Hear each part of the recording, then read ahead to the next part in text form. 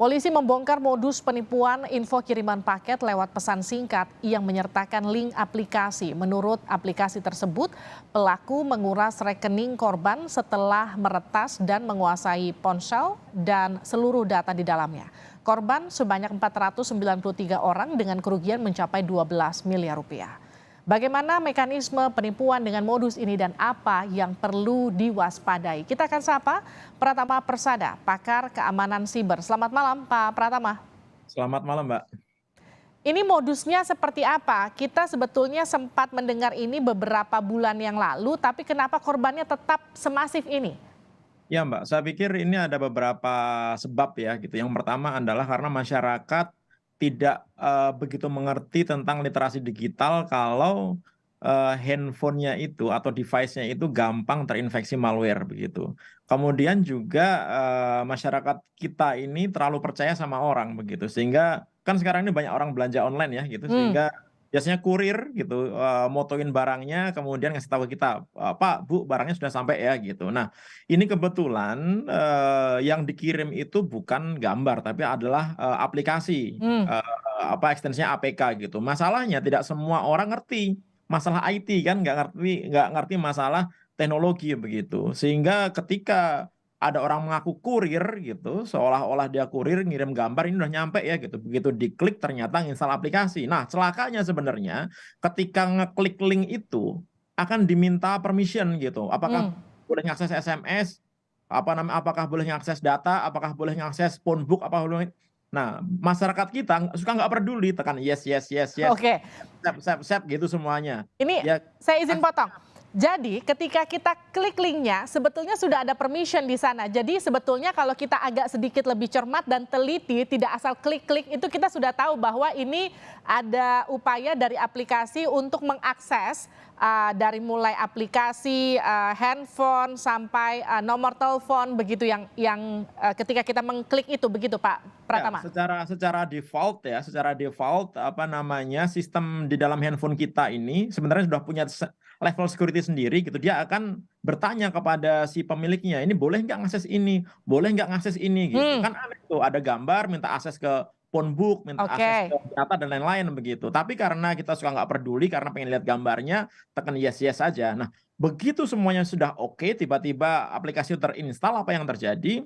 Aplikasi ini adalah malware namanya tipenya adalah RAT gitu, Remote Access Tool gitu. Jadi dia bisa menginfeksi handphone kita dan bisa digunakan untuk mengambil alih handphone kita. Jadi handphone kita ini dikendalikan dari jarak jauh si pengirim malware-nya ini. Oke. Kemudian juga malware ini bisa melakukan sniffing terhadap apapun yang kita ketikkan di dalam handphone kita. Hmm. Jadi kayak keylogger gitu, kita ngetik PIN dia bisa baca, ngetik password dia bisa baca gitu. Sehingga ketika dia mengakses handphone kita, kemudian membutuhkan PIN, membutuhkan password untuk transaksi, dia udah tahu itu.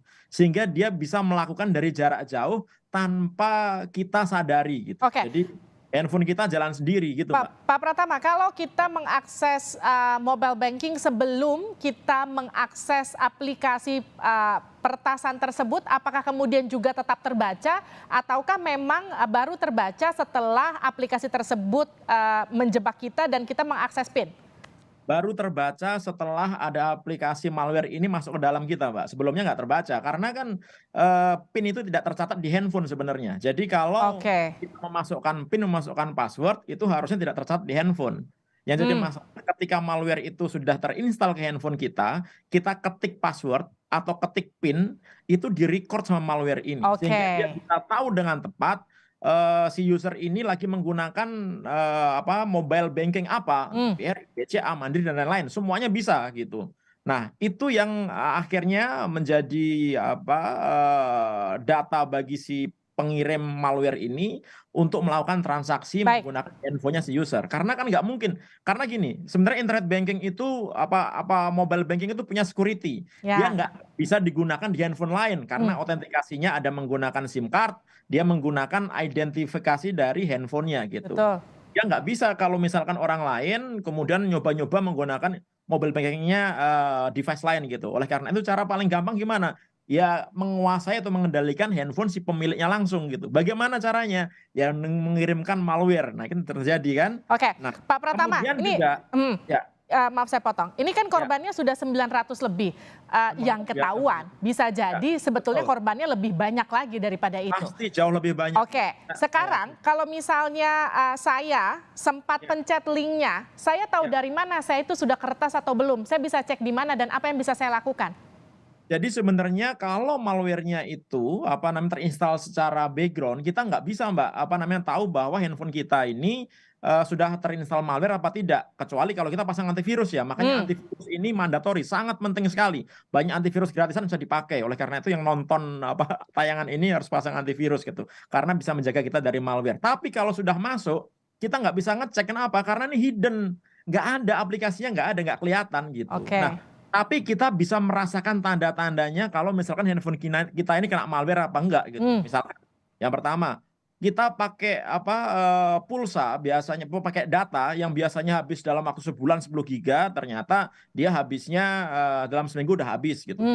Baterai yang biasanya semalaman baru kita cas, tiba-tiba siang udah habis gitu. Atau tiba-tiba handphone kita taruh dalam keadaan idle, kita pegang kok hangat nih gitu. Berarti ada yang kerja di belakang layar nih gitu. Nah, itu ada tanda-tanda ada malware yang bekerja di handphone kita gitu. Atau misalnya kita dapat SMS dengan karakter-karakter yang aneh gitu. Atau misalkan tiba-tiba handphone kita terstart gitu. Nah, itu ada masalah di handphone kita, sehingga harus kita benerin dulu handphone kita ini gitu, supaya kita yakin bahwa handphone kita ini benar-benar clean. Oke, Pak, kita cukup hard reset ataukah misalnya katakanlah gini, penyelamatan pertama ketika kita curiga setelah pencet aplikasi apakah kita terjebak atau enggak, apakah kita bisa langsung uninstall mobile bankingnya terus kita selamat atau gimana? Nggak bisa kita install mobile banking ya, karena itu nggak ngaruh gitu. Oke. Kita install aplikasi M-Banking, kita install nggak ngaruh karena malware-nya ada di dalam handphone kita. Cara terbaik dan tercepat adalah kita backup semua data-data kita di device lain di komputer gitu. Kemudian kita lakukan factory reset. Setelah itu baru kita balikin lagi datanya dan install antivirus gitu. Oke, jadi harus factory reset ya, riset ulang Iya, semuanya ya. iya. Tapi gini, ada beberapa malware yang dia masuknya bukan di sistem drive-nya device gitu. Dia bisa masuk ke EEPROM-nya. Artinya apa? Walaupun kita factory reset, tapi malware-nya nggak hilang gitu. Aduh, Tapi terus APK gimana ini dong? kayaknya sih nggak. APK yang digunakan untuk RAT ini kita factory reset dia bisa hilang gitu. Tapi ada malware-malware lain yang begitu masuk, dia masuk ke EEPROM, nggak bisa kita hapus walaupun kita di factory reset gitu. Oleh karena itu cara terbaik apa ya, ganti handphone gitu. Oleh karena itu sebelum kita kena itu harus punya antisipasinya apa? Selalu update sistem operasi yang ada di handphone kita. Kemudian jangan menggunakan jangan install aplikasi dari pihak ketiga selain di Apple Store atau Google Play. Google Play sama Apple Store aja banyak aplikasi yang masih ada malware-nya, apalagi dari luar gitu. Ya kan? Nah, kemudian juga jangan klik link sembarangan. Udahlah, haram itu sebenarnya gitu, kalau saya boleh bilang gitu. Nggak usah lah klik link sembarangan. Kalau ada link, mendingan ketik aja di browser gitu, misalnya dari bank gitu, ketik aja di browser gitu, mencari informasinya, jangan ngeklik linknya. Kenapa? Karena banyak juga malware yang dia tidak butuh permission dari user gitu. Jadi begitu kita klik, tiba-tiba pakai install aja gitu. Nah, itu bahaya. Contohnya beberapa yang kena, jurnalis kan dulu pernah kena itu kan. Begitu diklik tiba-tiba udah keinstall aja gitu. Nah, itu bahaya juga gitu. Oke, semoga perbincangan kita ini bermanfaat untuk para penonton yang menyaksikannya dan juga bisa mengantisipasi diri supaya tidak terjebak dalam aplikasi yang bisa meretas sistem keuangan kita. Terima kasih Pak Pratama Persada, pakar keamanan siber telah bergabung bersama kami di Sapa Indonesia Malam.